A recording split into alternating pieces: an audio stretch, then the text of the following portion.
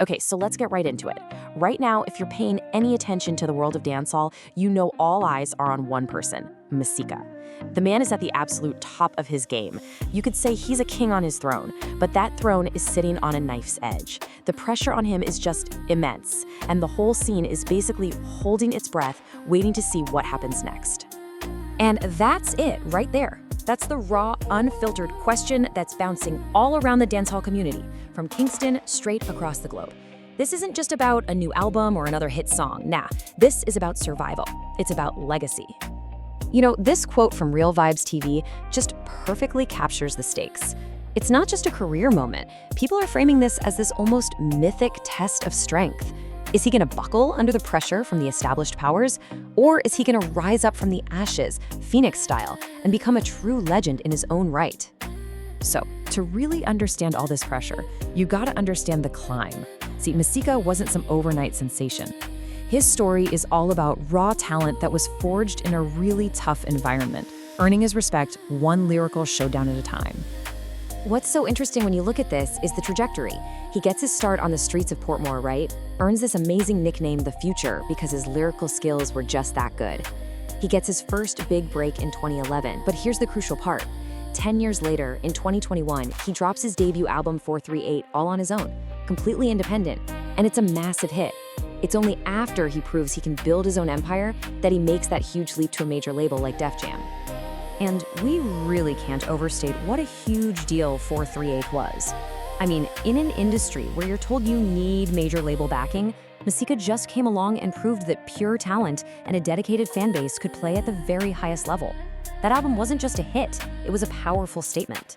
A statement that's backed up by cold, hard data. 438 peaked at number 2 on the Billboard Reggae Albums chart. Just think about that for a second.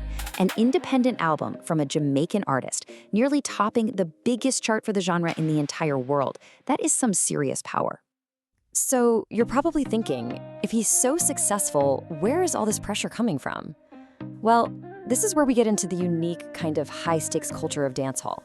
It's not just about the artists, it's about the armies of fans they have behind them.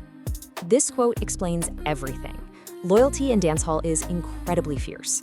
But man, it can also be volatile. The same crowd that lifts you up to the top can be the one to turn on you in a heartbeat. Navigating that is a constant challenge for any artist who makes it big. So what you really need to understand are these fandoms. They're way more than just fan clubs. These are organized, deeply passionate movements that act like powerful tribes, defending their artist and going after rivals online and in the streets. And in this Game of Thrones, the two biggest factions that Masicka has to deal with are Gaza, who are loyal to the Icon Vibes cartel, and Vendetta, who ride for Alkaline. It's this super complex web of alliances and rivalries, and as a new king on the rise, Masicka is a major threat to that whole established order. So, facing all this intense pressure at home, Masicka didn't just stay and fight on their terms. No.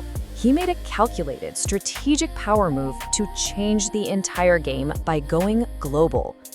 And here it is, in his own words. This is the whole strategy. He signed with Def Jam not for a quick paycheck, but for the international structure.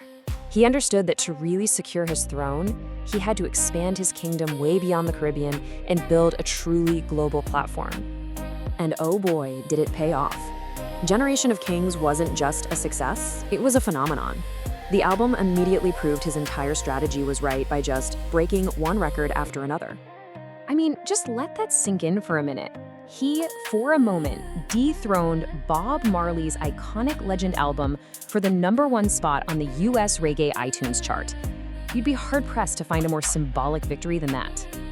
Commercially, the album was a beast. In its first week in the US alone, it sold 3,500 album equivalent units. These are serious numbers that show a real, dedicated, paying audience in the biggest music market in the world. And this just brilliantly shows his masterstroke. While he was out conquering the global charts, he also broke the all-time streaming record in his home country of Jamaica. He proved you could go international without losing your roots, which is an incredibly rare and difficult thing to do. And here you have it, the ultimate validation, straight from the top.